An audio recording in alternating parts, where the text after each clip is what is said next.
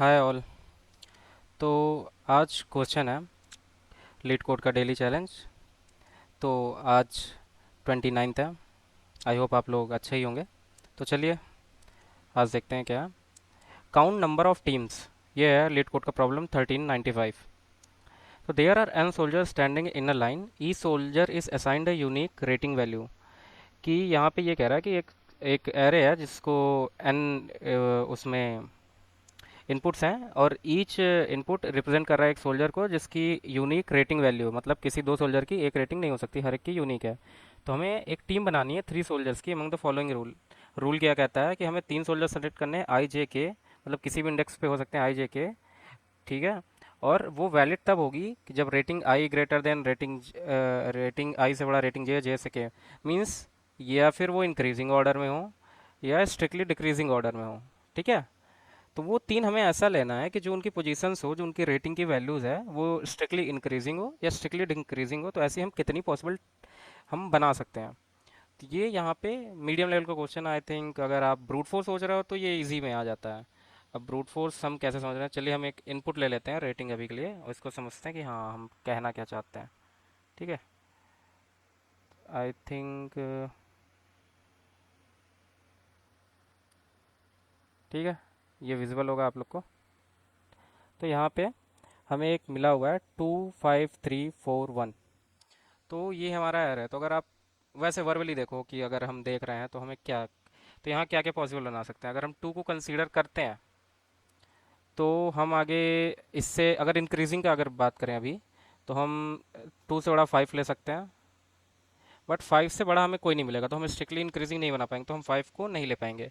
अगर हम 3 को लेते हैं तो 3 को लेंगे तो हमें 3 से बड़ा फिर आगे क्या है 4, तो हमें ये 3 पेयर मिल गया, 2 3 4। ओके। अगर अगला आप देखो यहाँ पे, इसको हटा देते हैं।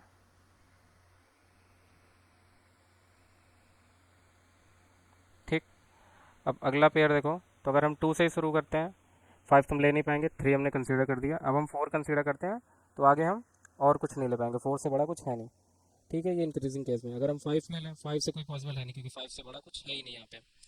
ऐसे ही अगर हम 3 के साथ देखें, 3 से हम 4 बना पाएंगे, पर 4 से आगे हमें कुछ नहीं मिलेगा, और आगे दो वैल्यू में चेक करने की कोई नीड ही नहीं है। अगर हम यहाँ से डिक्रीजिंग देखें तो 2 से छोटा कुछ है यहाँ पे, 5 नहीं है, 3 नहीं है, ये डिक्रीजिंग की बात कर रहा हूँ मैं अभी, ध्यान दीजिएगा। तो 5 नहीं हो सकता, 3 नहीं हो सकता, 4 नहीं हो सकता, 1 हो सकता है। बट 1 से छोटा कुछ है ही नहीं इसके आगे, तो ये भी हम नहीं ले सकते हैं। अगर हम 5 से स्टार्ट करें तो 5 ले सकते हैं, 5 से छोटा हम 3 ले सकते हैं, 3 से छोटा 4 नहीं है, बट 1 ले सकते हैं। तो एक हमारा पॉसिबल बन सकता है 5 3 एंड 1। ठीक है। अगर इसके अलावा अगर हम 5 को ही कंसीडर करते हैं, अब अरे शिट, अगेन थोड़ा, ठीक है, अगेन हम 5 को ही कंसीडर करते हैं, तो 5 हमने 3 का तो कंसीडरेशन कर दिया, अब हम 4 को अगर कंसीडर करते हैं, 4 कर लो अगर, आ जाओ, बंद कर देना जल्दी से, गेट्स हटा दो। तो अगर हम 4 को कंसीडर करते हैं तो 4 के आगे फिर हम 1 को भी ले सकते हैं कि 4 डिक्रीजिंग है 1 से।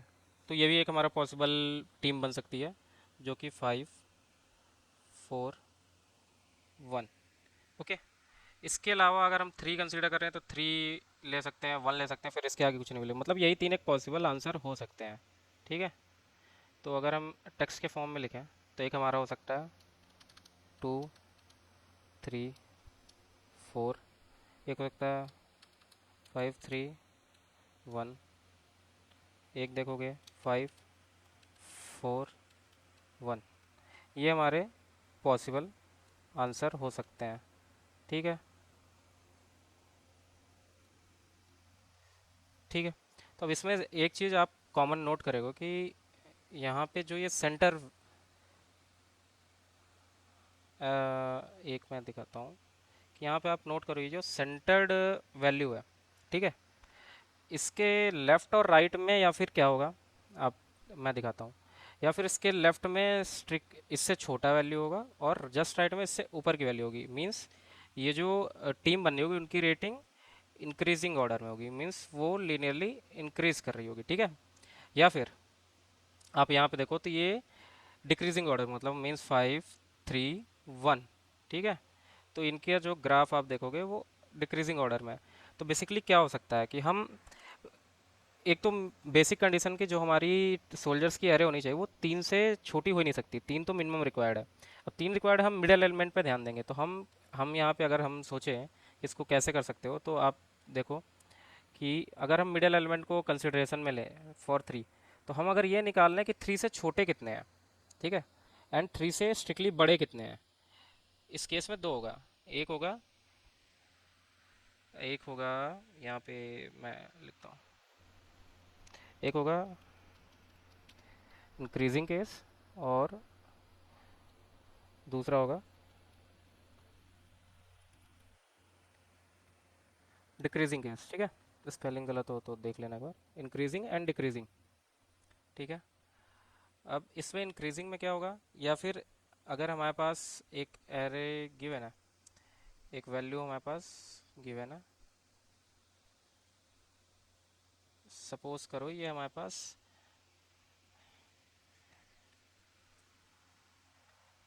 ये हमारे पास एक वैल्यू गिवन है।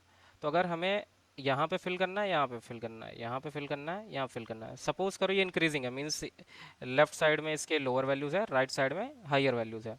तो सपोज करो यहाँ पे एक्स नंबर्स ऐसे हैं, एक्स सोल्जर ऐसे हैं जो इससे स्ट्रिक्टली डिक्रीजिंग मतलब इससे छोटे हैं, एंड वाई ऐसे सोल्जर हैं जो इससे बड़े हैं, ठीक है। तो अगर तुम्हें निकालना है कि ये सब मिलके अगर हम इसको कंसीडर करके इनमें अगर हम पॉसिबल नंबर ऑफ वेज निकालें तो ये हमारे आएंगे एक्स इंटू वाई, इतने पॉसिबल नंबर ऑफ टीम्स बन सकती है, ठीक है। ऐसे ही हम स्ट्रिक्टली डिक्रीजिंग निकाल लेंगे कि इधर कितने आ रहे हैं, इधर मान लो सपोज कि एक्स है, इधर वाई, ठीक है। तो इधर की पॉसिबल हम निकालेंगे तो ये भी एक्स मल्टीप्लाइड बाई वाई आएगा। अब बस हमें कुछ नहीं करना है, हमें एक बार इंक्रीजिंग दूसरी बार डिक्रीजिंग का निकाल के और हमें इसका समेसन कर देना है, ओके। सम करते ही ये हमारा आ जाएगा आंसर। तो इसको कोड फॉर्म में देख लेते हैं कि हम कैसे करेंगे। अभी फ़िलहाल के लिए कोड पे आते हैं, मैं इसको फुल स्क्रीन कर देता हूँ और थोड़ी साइज़ बढ़ा देता हूँ जिससे देखने में आसानी हो, ओके। तो हम यहाँ पे दो अभी के लिए वेरिएबल बना लेते हैं, I N T I N C are,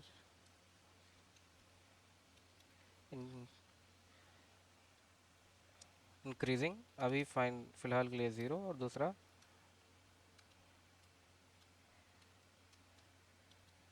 decreasing जिसकी वैल्यू भी जीरो है, ठीक है। ये दो वैल्यूज़ हो गई हमारी। अब इसमें क्या करना होगा कि हम पहला कंसिडरेशन लेते हैं कि स्ट्रिक्टली इंक्रीजिंग का। तो हम एक बार लूप में for I N T I equals to zero less than N I plus plus, ये हम करते हैं।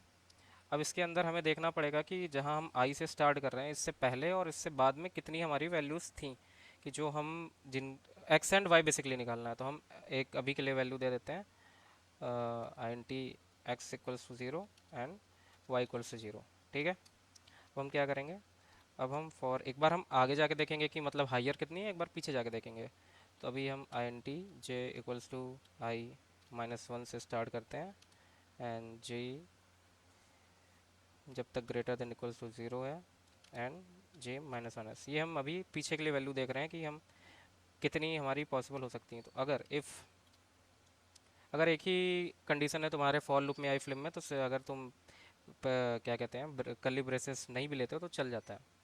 तो ये शॉर्टकट नो। तो इफ़ हमारी क्या मिल रही है, रेटिंग एरे है।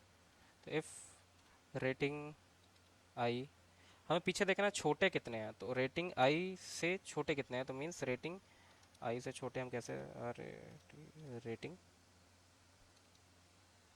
जे जितने भी वैल्यू होंगे हम उनमें क्या करेंगे, ये हम क्या निकाल लेते हैं एक्स, तो एक्स प्लस प्लस, अगर ऐसे जितने भी वैल्यूज़ हैं वो हमारे पीछे हैं तो हम उनको कंसिडर करेंगे। अगर ऐसे ही वाई निकालना हो तो वाई अब हमें आई से आगे देखना है। तो for I N T J equals to I +1, J less than rating dot size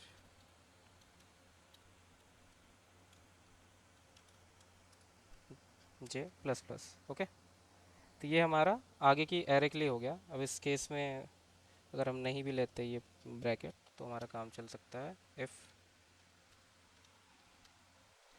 rating आई जो है हमारा, तो हम कहाँ पे थे कि रेटिंग आई, यहाँ पे हम क्या देख रहे हैं कि हम रेटिंग आई से मतलब हम जहाँ करंट पोजीशन पे हैं उससे ग्रेटर देन कितने हैं, तो हम यहाँ पे ग्रेटर देन रेटिंग ये देखेंगे और इस केस में हम वाई प्लस प्लस कर देंगे। ठीक है। तो ये जितना पर्टिकुलर एक इंडेक्स के लिए आया है, एक इंडेक्स से हमने ये देख लिया कि उसके पीछे कितने उससे छोटे थे और उसके आगे कितने उससे बड़े थे, तो एक्स एंड वाई पता लग गया हमारा फर्स्ट केस के लिए, इस वाले केस के लिए इंक्रीजिंग के लिए, ये हमने अभी तक कैलकुलेट किया है। ठीक है। तो अब इसमें कुछ नहीं करना है, बस जो हमने ऊपर एक वेरिएबल लिया था इंक्रीजिंग,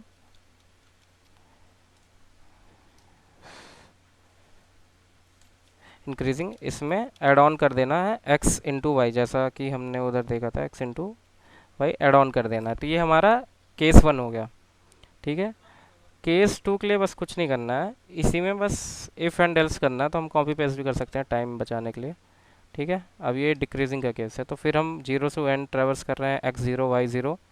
अब हम यहाँ पे अगर हम पीछे जा रहे हैं तो हमको अब ग्रेटर देखना, तो बस हमें इसको ग्रेटर कर देना है कि अब हम जब पीछे जा रहे हैं तो हमको बड़ी वैल्यूज़ देखनी है उससे, और जब हम आगे जा रहे हैं तो उसकी नेगेटिव वैल्यू देखनी है, जिससे हमारा ओवरऑल डिक्रीजिंग है। और यहाँ पे इंक्रीजिंग की जगह हमको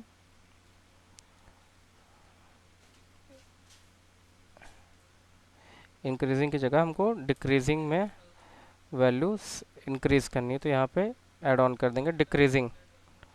ठीक है। ये हमारी दोनों तरफ से दो कंडीशंस आ गई। तो हम इसमें क्या करेंगे, बस रिटर्न, क्या करेंगे return increasing plus decreasing, increasing plus decreasing. ठीक है। तो इंक्रीजिंग प्लस डिक्रीजिंग करने से हमारा इधर वाला भी answer, left one and the right one, दोनों केस कवर्ड हो जाते हैं और ये हमारा टोटल आंसर आ जाता है। तो हम यहाँ पे अगर आते हैं एक बार ड्राई रन करके देखते हैं क्या होता है।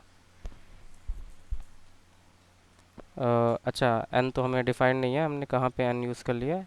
ओके, यहाँ पे, तो यहाँ पे रेटिंग डॉट साइज सेम हमने शायद ऊपर भी किया होगा, क्योंकि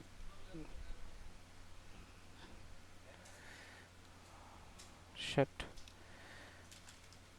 इसको कॉपी कर लेते हैं और सेम ऊपर भी हमने गलत लिखा होगा एन, तो इसको चेंज करके एक बार ड्राई रन करके देखते हैं।